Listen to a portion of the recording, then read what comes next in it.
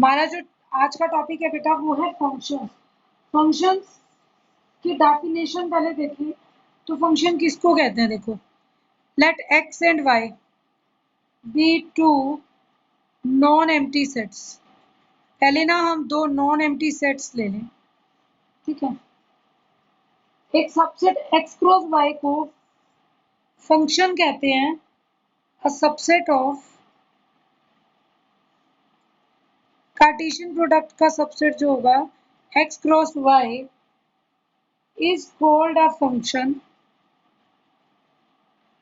from set x to set y if and only if for each x belonging to x there exists a unique y belonging to y such that xy belongs to f। ठीक है, या ये कहते हैं कि उसकी image है, हर x के लिए एक y हो कि x का आंसर y हो, या हम यूं भी कह सकते हैं that is y is equal to f। हर x के लिए एक y जरूर मिले, जब भी हम x पुट करें एक यूनिक x के लिए एक यूनिक y भी मिले, इसको हम बोलते हैं फंक्शन। ठीक है, दैट इज एक तो एक्स वाई हो, no two different order pairs in F have same first component. और एक इंपॉर्टेंट बात क्या याद रखनी है, also no two different order pairs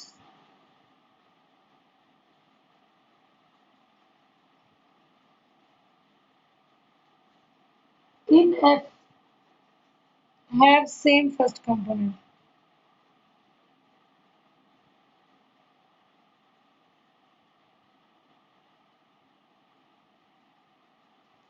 कोई भी दो डिफरेंट ऑर्डर पेयर्स हो तो उनका सेम फर्स्ट कंपोनेंट नहीं होना चाहिए।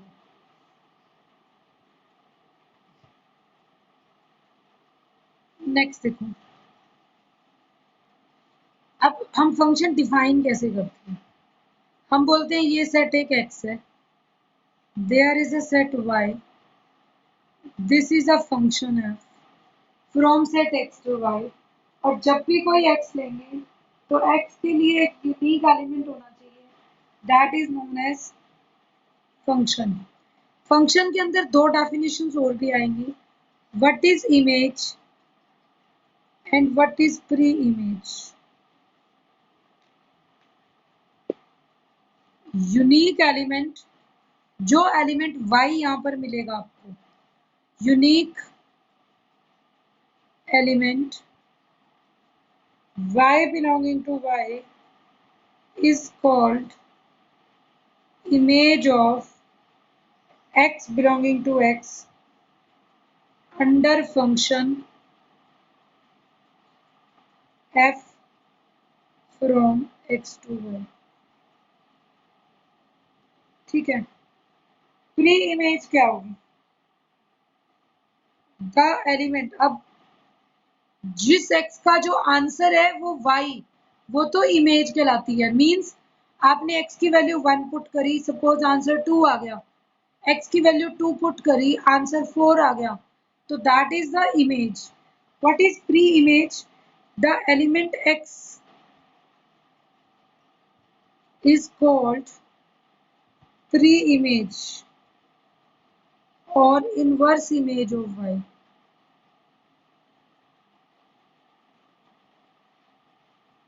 ठीक है, कहने का मतलब कोई भी function, if f is a function, shortcut लिखूं तो from x to y such that कि जब x की वैल्यू पुट करें आंसर y हो, तो वेयर, अब इसमें जो आंसर आता है y is called image. y हमेशा क्या कहलाती है, इमेज। जो पॉइंट पुट करने से आंसर आता है that y is called image and x is called pre image. x हमेशा क्या कहलाती है, प्री इमेज ऑफ y। और ये सब किसके अंडर है, अंडर फंक्शन f। कोई भी फंक्शन f होता है दैट इज अंडर एफ। अब what is domain and range? ये तो इमेज और प्री इमेज हुई, ये पर्टिकुलर एलिमेंट की है। वन, सपोज वन का आंसर 2 है, 5 का आंसर 7 है, तो यहाँ पर क्या होगा?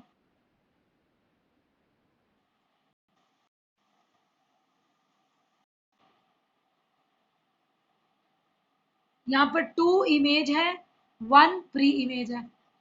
सिमिलरली यहाँ 5 का आंसर 7 है, तो 7 इज इमेज। ठीक है, 5 पुट करने से आंसर 7 आ रहा है, तो 7 is image and 5 is pre image. ठीक है, 5 पुट करने से 7 आ रहा है, सपोज 1 पुट करने से 3 आ रहा है।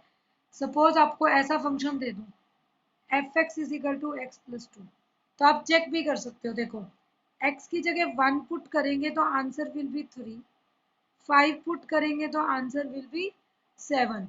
तो मीन्स ये 3 और 7 तो क्या है? इमेज है, और 1 और 5 क्या कहलाएंगे? Pre image. Next comes domain and range. What is domain and range? अगर function f from set x to y है,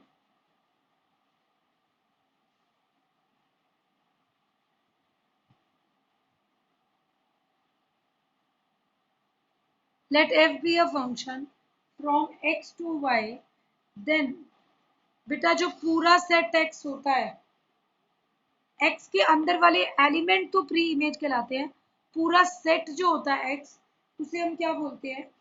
domain. Then set x is called domain of f। Domain कहलाती है फंक्शन की। एंड y क्या कहलाती है? Range नहीं। And y is called codomain.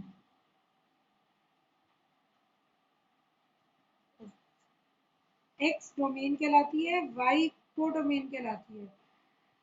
और रेंज किसको बोलते हैं?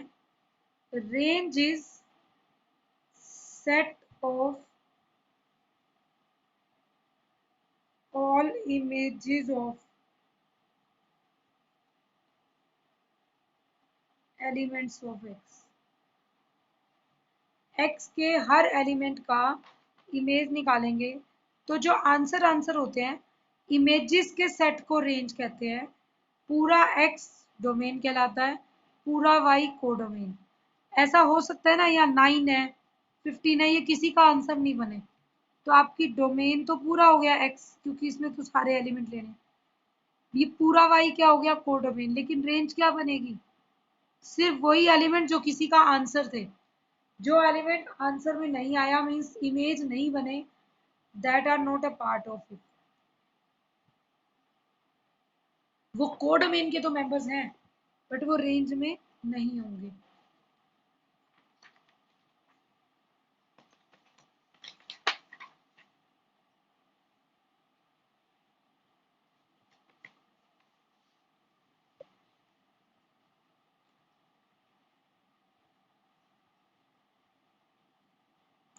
नेक्स्ट देखो, अब इंडिपेंडेंट वेरिएबल और डिपेंडेंट वेरिएबल, ये क्या होते हैं? आपको सारी चीजें पता होनी चाहिए।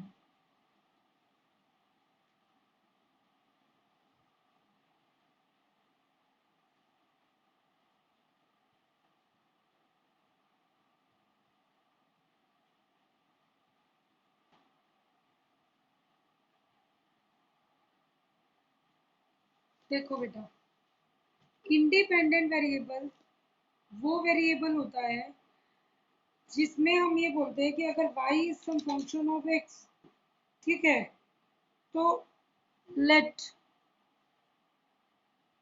f is a function from x to. ये नोटेशन है, f के बाद 2 डॉट लगा दो, इसका मतलब f is a function such that from set x to set y। x आपकी डोमेन है और y आपकी कोडोमेन है। ठीक है, देन वेरिएबल x, अब ये जो वेरिएबल x है which takes on values, which takes on values in domain,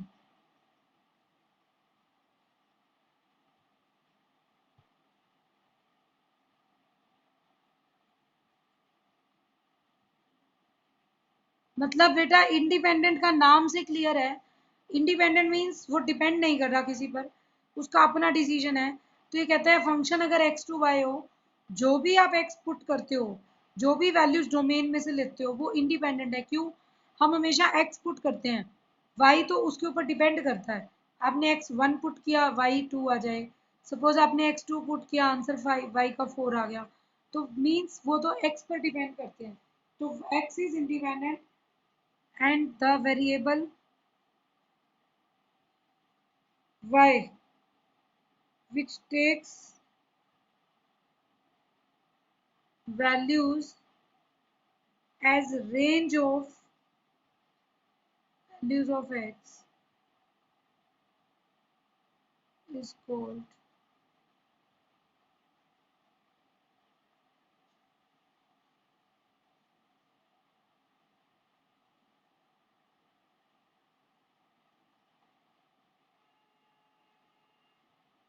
ठीक है, variable y which takes values as range of f, मतलब range of values of x, x की जो रेंज है उसमें जो y है सारे वो y क्या हो जाते हैं, dependent.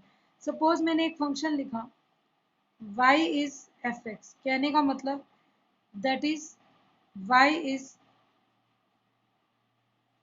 X square minus two x, ठीक है, y को हमने ये मान लिया x square minus two x.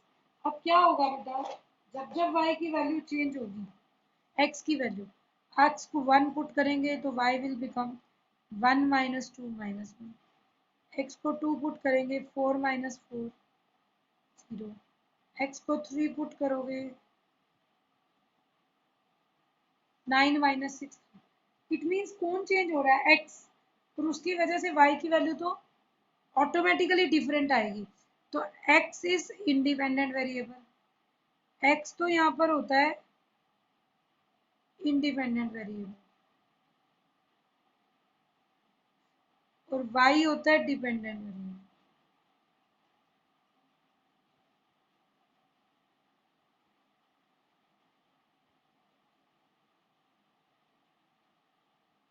ठीक है, y is dependent variable, x is independent variable. अब देखो फंक्शंस कैसे पढ़ने हैं। फंक्शंस में सबसे इंपॉर्टेंट चीज, एक तो फर्स्ट एलिमेंट कभी रिपीट नहीं होगा। आपको फंक्शंस की एक इंपॉर्टेंट कंसेप्ट बता रही हूँ, इसको ध्यान से समझना तो आपकी मिस्टेक नहीं होगी। सपोज एक एक्स ले लिया, एक वाई ले लिया, कभी चेक करना हो कि फंक्शन है या नहीं, ठीक है।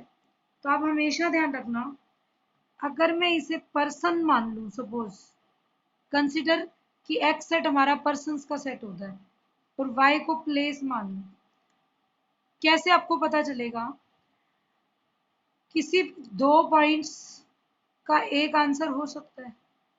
क्या कोई दो पर्सन एक प्लेस पे हो सकते हैं? यस, हम तो एक टाइम पर 40 स्टूडेंट्स भी एक क्लास में बैठते हैं, तो हमारी सबकी कॉमन प्लेस होती है। तो two person can be on one place. अगर आप माइंड में ये बात बना के चलोगे कि ये पर्सन है एक्स सेट वाई प्लेस है, तो आपको हमेशा बात पता चल जाएगी, ठीक है। एक्स के हर एलिमेंट का कोई ना कोई आंसर जरूर होगा, वाई, क्योंकि इस दुनिया में जितने भी पर्सन हैं, हर पर्सन किसी ना किसी प्लेस पर तो होगा। ऐसा कोई पर्सन नहीं होगा जिसकी कोई प्लेस ना हो, चाहे वो ऑफिस में है, घर पे है, ट्रैवलिंग कर रहा है, कहीं पे भी कोई भी टास्क कर रहा है, but he is eight somewhere. तो हर पर्सन के पास कोई ना कोई प्लेस होगी। क्या हर प्लेस पे भी पर्सन होता है? Not necessary. अब इस टाइम स्कूल की बिल्डिंग है, कोई वहां नहीं है, तो इट इज एम्प्टी, ठीक है। प्लेग्राउंड है, कोई नहीं खेल रहा है, एम्प्टी है। सिनेमा हॉल्स आजकल क्लोज है, तो दैट इज एम्प्टी। तो प्लेसेस ऐसी मिल सकती हैं जहाँ पर कोई लोग ना हो, लेकिन हम लोग हैं, पर्सन्स हैं। अगर हम पहले स्कूल में थे या घर पर कोई मार्केट जाता है, कोई शॉपिंग करता है, एट प्लेस अगर कोई घर पर भी बैठा है तो he is at some place, मतलब हम लोग किसी जगह पर तो हैं। If a person is existing तो he is at some place, but places तो खाली मिल सकती हैं। तो एक्स में कभी कोई एलिमेंट खाली नहीं मिलेगा, वाई में एलिमेंट खाली मिल सकता है। एक्स के दो एलिमेंट एक से एसोसिएट हो सकते हैं, बट क्या ऐसा हो सकता है एक एलिमेंट दो जगह हो जाए? ऐसा हो सकता है कि 1 का आंसर 2 भी आ जाए, 4 भी? नहीं हो सकता। Why? Because this is person. एक पर्सन एक टाइम पर अगर कोई बोले कि स्टूडेंट इज एट होम, वो घर से ऑनलाइन क्लास लगा रहा है, तो पता चले कोई कह रहा है कि he was in cinema hall, तो दैट इज रॉन्ग। एक पर्सन एक टाइम पर एक ही जगह हो सकता है। और अगर आप अपने घर में भी हैं तो एक टाइम पर, सपोज राइट 11 o'clock हम चेक करें, तो आप अपने स्टडी रूम में हैं, तो you are not in the lawn. आप घर के लॉन में नहीं है, आप घर के ड्राइंग रूम में नहीं है, अगर आप बेडरूम में बैठ के पढ़ रहे हैं, you are not on the top floor, तो it means person can not be at two places, तो ये चीज नहीं लेनी। तो अब हमें कैसे चेक करना है कि फंक्शन है या नहीं? किसी भी चीज को चेक करना हो उसको देखो, आसान तरीका। आपको एग्जांपल आएगा, लेट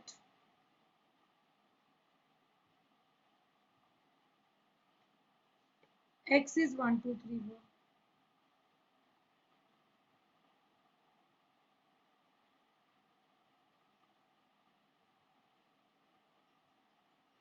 0 1 2 3 5 7 9, और x है 1 2 3 4।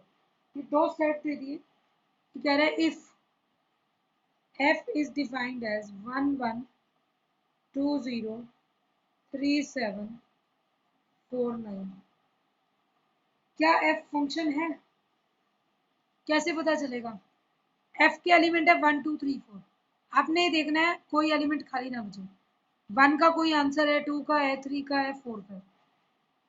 ऐसा नहीं है कि 1 वाले के दो आंसर हो, 1 का भी एक आंसर है, 2 का भी एक है, 3 का भी एक है, और 4 का भी एक आंसर है। आप डायग्राम बनाना चाहो, डायग्राम बना सकते।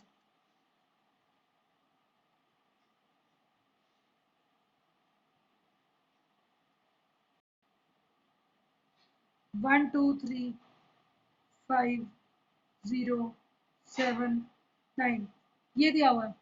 अगर मैं इसे ड्रॉ करूं तो ये किस टाइप से है? 1 का आंसर 1, 2 का आंसर 0, 3 का आंसर 7, 4 का आंसर 9।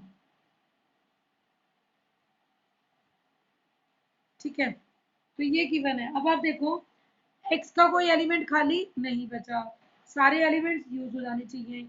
y में खाली बचते हैं, कोई प्रॉब्लम नहीं। कोई एक एलिमेंट दो से एसोसिएटेड नहीं है, सारे अलग अलग एसोसिएटेड है। So therefore yes, f is a function from x to y।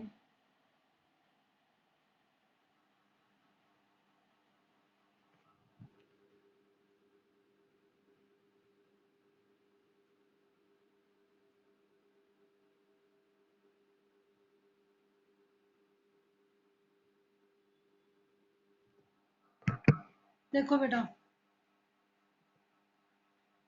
f is a function from set x to y because every element of x has a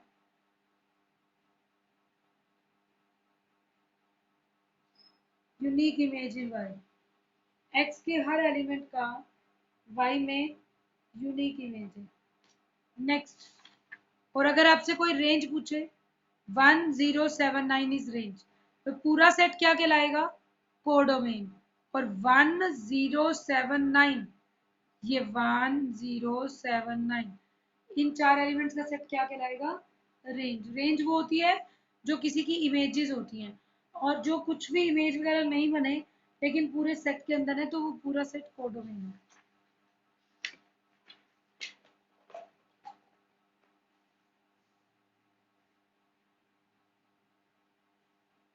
next देखो, suppose आपको ऐसे पूछ लिया जाए f इज 1 1, उसी example का continuation.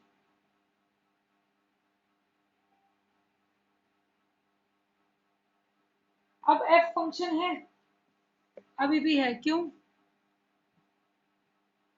1 का answer 1, 2 का भी 1, नो प्रॉब्लम। 2 का आंसर 1 2 3 4, आगे वाला एलिमेंट रिपीट नहीं होना चाहिए, बस वो सेम है 1 2 3 4। 120,579। ठीक है, 120,123,579 ये एलिमेंट्स है। अब आंसर्स कैसे आ रहे हैं? 1 का 1, 2 का भी 1, 3 का 7, 4 का 9। जो एलिमेंट यूज नहीं हुए कोई बात नहीं, पूरा सेट कोडमेन कहलाएगा। Yes, it is a function. लेकिन इस फंक्शन में क्या है, दो का आंसर एक आ गया। ठीक है, सेकंड कंपोनेंट रिपीट हो सकता है, फर्स्ट रिपीट नहीं हो सकता। नेक्स्ट,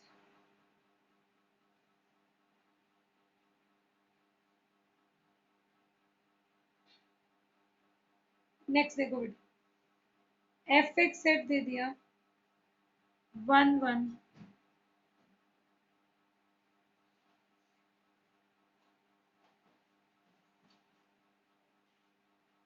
1 1 2 0 4 5, तीन एलिमेंट्स ले लिए। अब क्या लिखेंगे? F is not a function. Why? 1 का आंसर 1 आ गया, 2 का 0 आ गया, 4 का 5, 3 पॉइंट यूज ही नहीं करा, तो 3 नाम का पर्सन के पास कोई प्लेस नहीं है। It is not possible. क्या लिखेंगे? Because element 3 in X has no image in Y।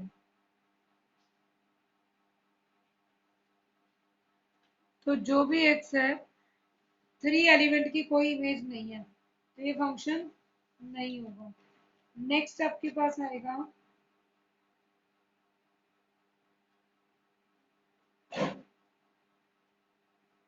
ठीक है, फोर्थ पार्ट में देखो, इफ F 1 1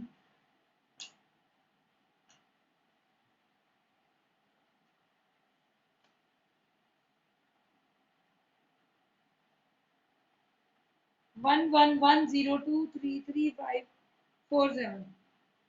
अब ये फंक्शन है नहीं, क्योंकि 1 का आंसर 1 भी दे दिया और 1 का फर्स्ट कंपोनेंट रिपीट नहीं होना चाहिए, तो not a function.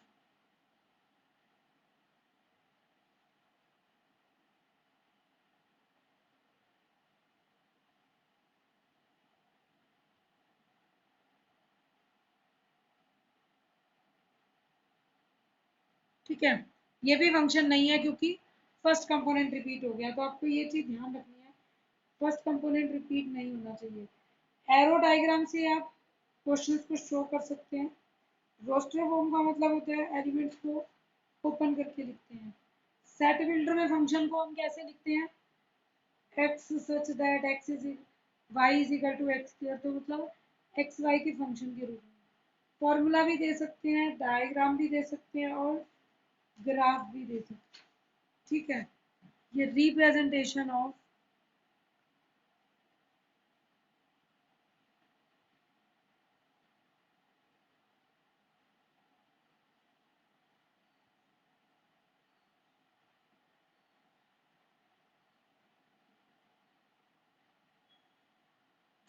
Representation of function कितने तरीकों से होती है? First, roster form. Roster form कौन सी होती है? यही जो हम एलिमेंट्स ओपन करके लिखते हैं 1 1 2 2। सेकंड होती है सेट बिल्डर। सेट बिल्डर में हमने क्या पढ़ा था? जब हम x इस टाइप से लिखते हैं कि let f is a function, f is equal to x y का पेयर है, x बिलोंग्स टू x है, y बिलोंग्स टू y है, x is y is x minus कुछ भी ऐसा, तो ये कैसी फॉर्म होती है? Set builder. रोस्टर कैसी होती है? जब हम लिखते हैं 1 1 2 0 3 7 4 9, तो ये फंक्शन है roster form, set builder form. Third होती है बाय फॉर्मूला। बाय फॉर्मूला आप कैसे रिप्रेजेंट करते हैं? y इज 5x माइनस, ठीक है। फॉर्मूला का मतलब क्या होता है? हम ऐसे देते हैं y is equal to 5x minus 1, तो पुट करते जाओ x, तो y आता जाएगा, x belongs to natural, y आना स्टार्ट हो जाएगा। फोर्थ मेथड होता है एरो डायग्राम।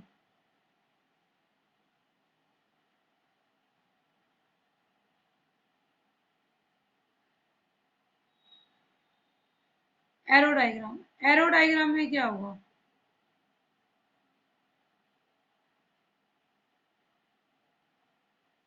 एरो डायग्राम में क्या करते हैं बेटा, हम दोनों तरफ के मैट्रिसेस जो अभी बना के दिखा रहे थे, अब डायग्राम बनाकर दिखा देंगे। 1 2 0 3, 1 2 3 4 है, सॉरी इधर है 1 2 0 3 5 7 9। हम इसमें से किसी भी दो एलिमेंट की पेयरिंग कर देंगे। 2 का आंसर 3 हो गया, 3 का 5 हो गया, 4 का आंसर 1 हो गया।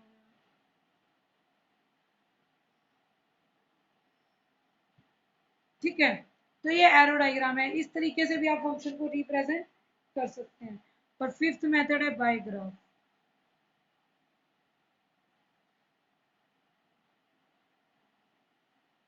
बाय ग्राफ कैसे दिखाएंगे, अब इस टाइप से कोई फंक्शन दिखा,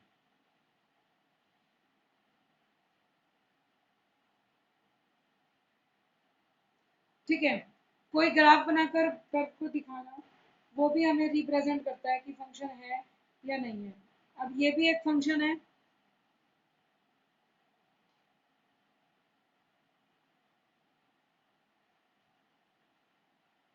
ये आ जाएगा फंक्शन। और अगर आप पैसे ले लेते हैं,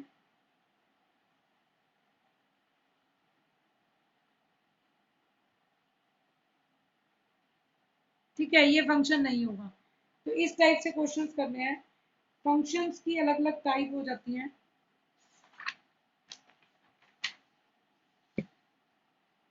आपके पास आएगा odd function, even function.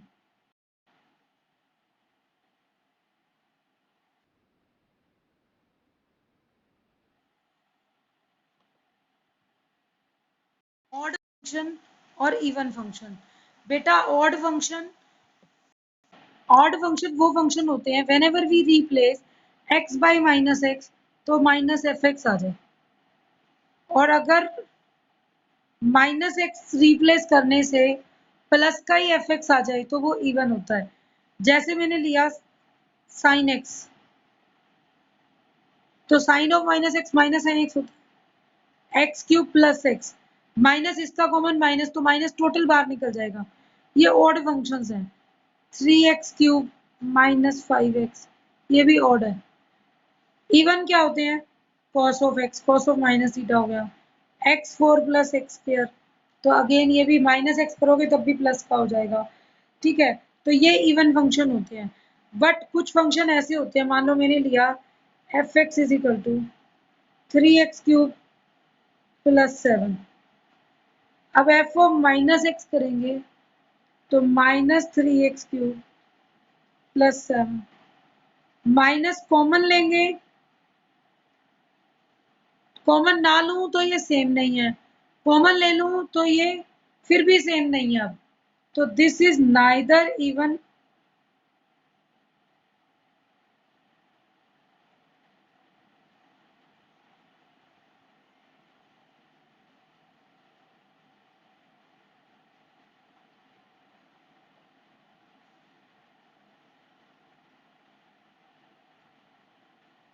This is neither even nor odd function, ना ये इवन बनेगा ना ये ऑड। इवन तभी पता चलता है जब आप x को -x करते हैं और वो माइनस कॉमन बाहर आ जाए और f(x) बच जाए। और अगर माइनस अंदर ही वैनिश हो जाए तो this is odd function definition, this is even. और ऑलवेज रिमेंबर वन थिंग कि अगर always remember